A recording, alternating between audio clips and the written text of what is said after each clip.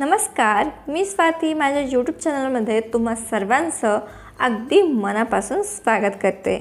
बहीण भावाच्या नात्याचा पवित्र सण म्हणजेच रक्षाबंधन जवळ येत आहे आणि सणाचा गोडवा वाढवण्याकरिता गोडधोड तर नक्कीच बनवायला हवं। तर त्याचकरिता आपण आज अगदी सोप्या पद्धतीने मोतीचूरचे लाडू किंवा चना डाळीचे लाडू कसे बनवायचे ते पाहणार आहोत। तर व्हिडिओ शेवटपर्यंत नक्कीच बघा आणि चॅनलवर नवीन असाल तर चॅनलला पटकन सबस्क्राइब करा। तर लाडू बनवण्याकरिता इथे मी 1 वाटी चण्याची डाळ 4 ते 5 तासाकरिता पाण्यामध्ये भिजवत ठेवलेली होती।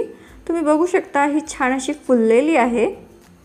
आता डाळीमधलं एक्स्ट्राचं जे पाणी असतं ना ते गाळणीमध्ये काढून आपल्याला ही डाळ छान अशी गाळून घ्यायची आहे आणि 5 मिनिटाकरिता ही डाळ पाणी निथळत अशीच ठेवू। 5 मिनिटांमध्ये या डाळीमधलं पाणी छान असं निथळून होतं। आता ही डाळ आपण एका मिक्सरच्या भांड्यामध्ये काढून घेऊ आणि पल्स मोडवर वा मिक्सर बंद चालू करत आपल्याला ही डाळ छान अशी वाटून घ्यायची आहे। तुम्ही बघू शकता हलकीशी दाणेदार ही डाळ मी वाटून घेतलेली आहे। याच पद्धतीचं डाळीचं टेक्स्चर आपल्याला हवं आहे। आता ही डाळ आपण एका बाउलमध्ये काढून घ्यायची आहे। तुम्ही बघू शकता संपूर्ण डाळ मी एका बाउलमध्ये काढून घेतलेली आहे। आता हातावरती याची छोटी छोटी पुरी किंवा पापडी बनवायची आहे या पद्धतीने तुम्ही बघू शकता। आणि इथे मी एका कढईमध्ये तेल गरम करत ठेवलंय। मध्यम गरम तेल आपल्याला हवं आहे। मध्यम गरम तेलामध्ये आपण या पुऱ्या किंवा पापड्या सोडून घ्यायचे आणि मध्यम आचेवर या पुऱ्या आपण तळून घेणार आहोत। छान क्रिस्पी होईपर्यंत आणि गोल्डन ब्राउन होईपर्यंत आपण या पुऱ्या तळून घेणार आहोत। मध्ये मध्ये हलवत दोन्ही बाजूने या पुऱ्या मी छान अशा तळून घेतलेल्या आहेत। तुम्ही बघू शकता हलकासा गोल्डन ब्राउन कलर याला आलेला आहे। याच पद्धतीचं आपल्याला हवं आहे। आता आपण याला काढून घेऊया।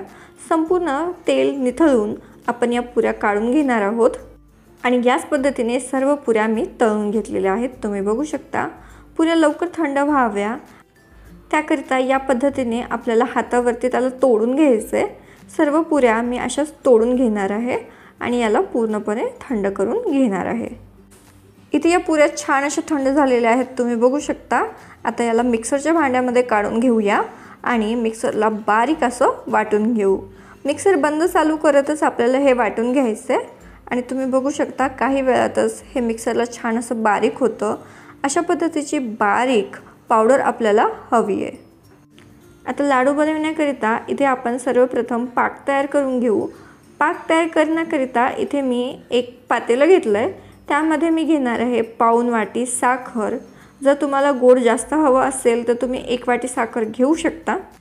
आता यामध्ये समप्रमाणात म्हणजे पाऊण वाटीच पाणी घालायचं आहे आणि मंद आचेवर हा पाक शिजवून घ्यायचा आहे। फक्त साखर वितळेपर्यंतच हा पाक आपल्याला शिजवून घ्यायचा आहे। आपल्याला 1 तारी किंवा 2 तारी असा पाक बनवायचा नाही, फक्त साखर वितळून घ्यायची आहे।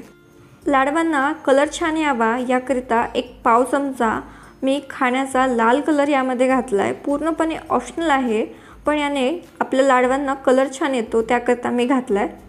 एक 5 ते 7 मिनिटांमध्ये आपला हा पाक बनून तयार होतो। साखर वितळते तुम्ही बघू शकता।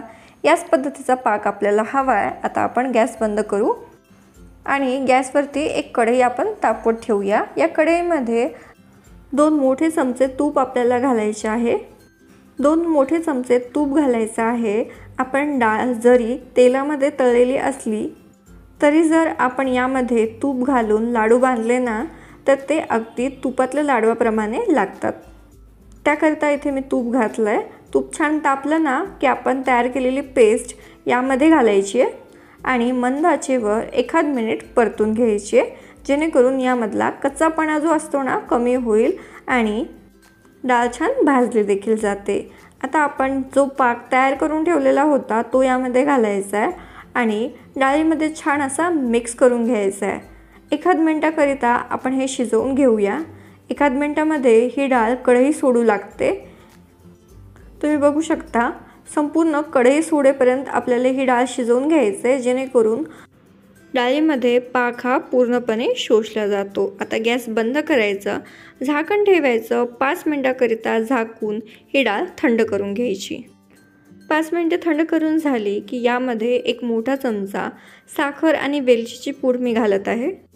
सोबतच एक मोठा चमचा आपल्याला खरबुजाच्या बिया यामध्ये घालायचे आहेत। याने चव छान येते आणि लाडू दिसायला देखील छान दिसतात।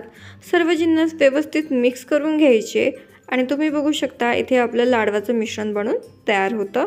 हे लाडवाचं मिश्रण पूर्णपणे थंड करून घ्यायचे किंवा हलकं गरम असताना आपण हे मिश्रण एकजीव करून ह्याचे लाडू वळायला देखील सुरुवात करू शकतो।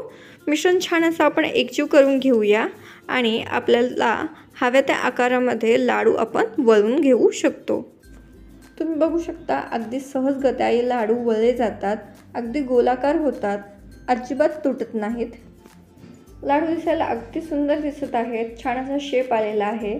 याच पद्धतीने मी सर्व लाडू तयार करून घेणार आहे आणि इथे आपले मस्त असे लाडू बनून तयार होतात।